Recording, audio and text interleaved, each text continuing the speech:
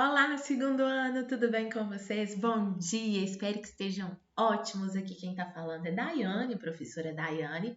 Estou aqui hoje para fazer a explicação dos conteúdos da semana 3 do Plano de Estudo Tutorado do segundo ano do ensino médio, Geografia, volume 4. Na aula de hoje vamos trabalhar com o eixo temático os cenários da globalização e fragmentação, com o tema e o tópico globalização e regionalização. A habilidade a ser desenvolvida por você, estudante, é analisar o reordenamento espacial das indústrias de alta tecnologia no território brasileiro, avaliando suas possibilidades e limites no contexto das novas fronteiras do capitalismo global. Conteúdo, aqui sim está o que vai ser trabalhado. Industrialização brasileira, industrialização, modelo produtivo, economia e sociedade. A aula de hoje é uma aula de geografia e história das indústrias no Brasil. Montei uma apresentação de slides para vocês. Tomem nota, registrem no caderno, sejam caprichosos com o conhecimento que vocês vão adquirir. Acompanhem comigo, não saiam daí. Então, pessoal, eu dei para nossa aula o título Industrialização Brasileira.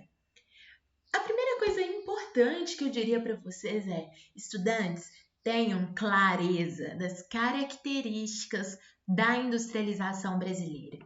A nossa industrialização é chamada de tardia. Tardia porque, se comparada à industrialização dos países desenvolvidos, a nossa aconteceu muitos anos depois. Na verdade, muitos séculos depois. Vamos pegar como exemplo, então, os pioneiros, que foram Inglaterra e França. Os pioneiros da Revolução Industrial começaram o processo de industrialização no século XVIII. O Brasil só vai começar o seu processo de industrialização no finalzinho do século XIX e a industrialização só vai acontecer de fato no século XX. Ou seja, nós estamos falando aí de 2 séculos de diferença. Por isso que a gente diz que a industrialização do Brasil foi tardia. Além de tardia, ela também é reflexo da ocorrência das 2 guerras mundiais, sobretudo a primeira, e a quebra da Bolsa de Valores de Nova York em 1929. A gente diz que o primeiro grande surto de industrialização no Brasil ocorreu na região sudeste, ou seja, região formada pelos estados de Minas, Espírito Santo, Rio e São Paulo. Por que esse primeiro grande surto industrial se deu nessa região? Porque havia nessa região um conjunto de condições que favoreciam a instalação de indústrias. Por exemplo, a disponibilidade de capitais e infraestrutura, sobretudo capitais e infraestrutura gerados pela venda e pela exportação do café. Havia também uma elevada concentração populacional, o que favorecia, então, tanto a disponibilidade de mão de obra, quanto também a presença de um amplo mercado consumidor. Havia também na região a presença significativa de imigrantes, especialmente italianos, que, ao longo do século XIX, vieram para o Brasil para trabalhar em lavouras de café e depois foram reaproveitados nas fábricas que se instalaram.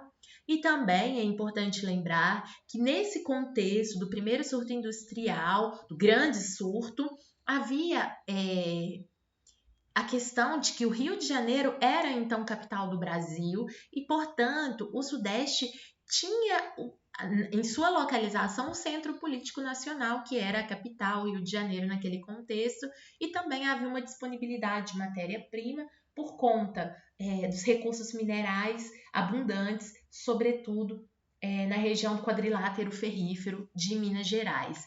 Então, isso daqui é introdutório, isso daqui é básico. Vamos dar sequência à aula. O PET do segundo ano vai trabalhar com uma periodização da industrialização brasileira. A periodização sugerida pelo PET divide a nossa industrialização em 4 fases. Eu queria chamar a atenção para vocês para uma coisa, o PET também fala, que é o fato de que essa periodização serve, na verdade, para organizar o estudo, para organizar a análise da industrialização. Isso não significa que esses períodos sejam tão demarcados assim e que as coisas, né, ou melhor, e que os fenômenos da industrialização tenham acontecido de forma tão detalhada assim. Né? Então, aqui, na verdade, é uma proposta de periodização e também existem outras. Existem geógrafos e historiadores que periodizam, ao invés de 4 fases, 2 fases, 3 fases, né? Então, isso não é algo único, tá bom? Então, essa é a referência que o PET utiliza e que eu vou utilizar com vocês também. Então, aquilo que o PET está chamando de primeira fase da industrialização é um período compreendido aproximadamente entre os anos de 1500 a 1808. Então, a gente está falando do período em que o Brasil era colônia de Portugal e, portanto, estava sujeito a um pacto colonial. Esse pacto colonial dava à metrópole, que no caso era Portugal, um monopólio sobre a colônia, e esse monopólio traduzia-se no fato de que Portugal proibiu que fossem instaladas indústrias na colônia. Né? Então, o Pacto Colonial, que vigorou durante todo o período colonial no Brasil, ele acabou retardando, ou seja, atrasando a industrialização da colônia, no caso do Brasil.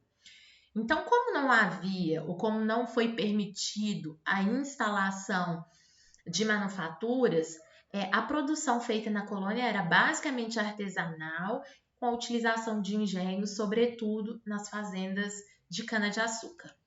A segunda fase inicia-se em 1808, e 1808 é um marco importante, porque foi o ano em que a corte portuguesa abandonou Portugal em virtude da invasão napoleônica e veio para o Brasil, para a sua colônia.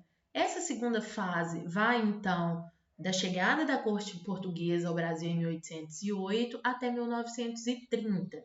É caracterizada pela implantação das primeiras indústrias muito básicas, sobretudo aquelas ligadas ao ramo têxtil, produção de tecidos e alimentício. É também o período que vai marcar o início da substituição de importações. Por que essa substituição de importações? Porque é bom lembrar que entre 1914 e 1919 ocorreu a Primeira Guerra Mundial. Então, muitos países desenvolvidos que estavam envolvidos na Primeira Guerra Mundial pararam a sua produção industrial ou manufatureira, e aí os países que compravam tiveram então que substituir aquilo que eles importavam por produtos nacionais. Então era preciso produzir internamente o que antes era comprado de fora, ou seja, o que antes era importado. Quando a gente fala dessa industrialização por substituição de importações, é isso que eu disse. Então, na prática, aumentar a produção interna, né? Aumenta-se a produção interna, para-se, né? Ou diminui-se a importação, também diminui a exportação, porque você vai produzir internamente para abastecer também no mercado interno. A produção era principalmente destinada a bens de consumo e foi um período, portanto, de crescimento industrial. E esse crescimento industrial foi quase que forçado, né? Em virtude desse fato de que a Primeira Guerra Mundial e também a Segunda, depois, anos mais tarde, vai dificultar essa compra de mercadorias dos países que estavam em guerra. Então, diante disso, era preciso produzir internamente para abastecer o próprio mercado interno. Beleza? A terceira fase da industrialização, de acordo com a periodização do PET, iria de 1930 a 1955, é caracterizada principalmente pela construção de ferrovias, ou seja, pela construção de uma infraestrutura, principalmente utilizando os capitais provenientes da exportação do café, Também foi caracterizada pela criação de indústrias de base, como a Companhia Siderúrgica Nacional, em Volta Redonda, no ano de 1947, e a instalação da Petrobras em 1953. É importante ressaltar que o governo de Getúlio Vargas foi Getúlio, né, foi a principal liderança dessa terceira fase da industrialização, até porque ele governou o Brasil de 1930 a 1945 e depois ele regressa ao poder e governa de 1951 a 1954, ano no qual ele se suicida com um tiro no peito, né? E aí abandona novamente. A quarta fase da industrialização vai iniciar-se com o mandato de Juscelino Kubitschek em 1956, que vai ser caracterizado por um governo que fazia uma política desenvolvimentista e baseada na abertura econômica. Essa abertura econômica traduziu-se principalmente na atração de multinacionais para o território brasileiro, a aquisição de empréstimos junto ao Fundo Monetário Internacional e junto ao Banco Mundial. Houve um forte investimento em rodovias e energia. Esses investimentos em rodovias, energias, a atração de multinacionais, a aquisição de empréstimos, a política desenvolvimentista de abertura econômica estava prevista no plano de governo do Juscelino Kubitschek, que era chamado de Plano de Metas, cujo slogan era desenvolver o Brasil 50 anos em 5. Apesar de todo esse investimento feito por Juscelino Kubitschek, a quarta fase da industrialização, que ocorre até hoje, continua sendo marcada por uma forte dependência tecnológica do Brasil em relação a outros países e a concentração industrial, notadamente na região sudeste. Quando a gente vai começar a falar de uma possível desconcentração industrial no Brasil? Só ali por volta da década de 1970, principalmente porque vão acontecer alguns avanços na tecnologia e na rede de transporte em outras regiões, né, como por exemplo a região norte, o que motivou de certa forma essa desconcentração. Além disso, os custos da produção, ou melhor, os custos da fabricação de produtos no Sudeste aumentaram muito, fazendo com que o Sudeste se tornasse uma deseconomia de aglomeração, ou seja, um local onde não é economicamente viável aglomerar. Por isso é preciso, né, desaglomerar. Por isso o nome deseconomia de aglomeração, porque o Sudeste começou a ter custos de produção muito elevados.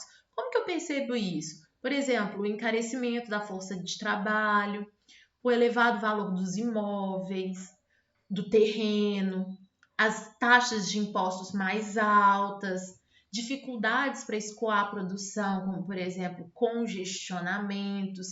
Então, isso fez com que o Sudeste tivesse os seus custos de produção muito altos, então favorecendo essa desconcentração industrial. Além disso, surge também uma guerra fiscal entre estados e municípios, porque estados e municípios de outras regiões que não o Sudeste vão começar a brigar entre si para ver quem vai receber essas indústrias que estão se mudando do Sudeste para outros lugares.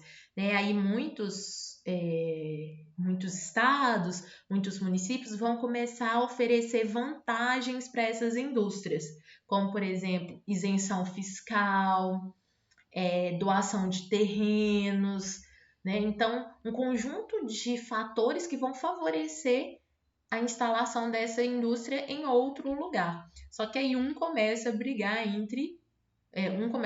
com o outro, dando origem, portanto, a isso que a gente chama aqui de guerra fiscal, ok?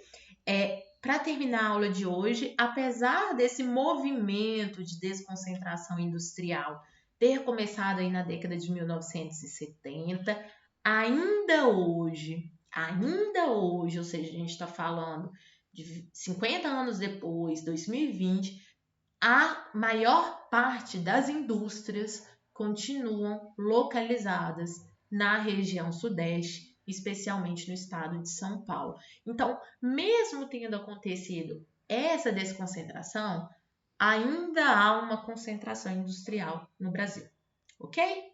Então, pessoal, amanhã aqui no canal tem aula de correção da semana 3.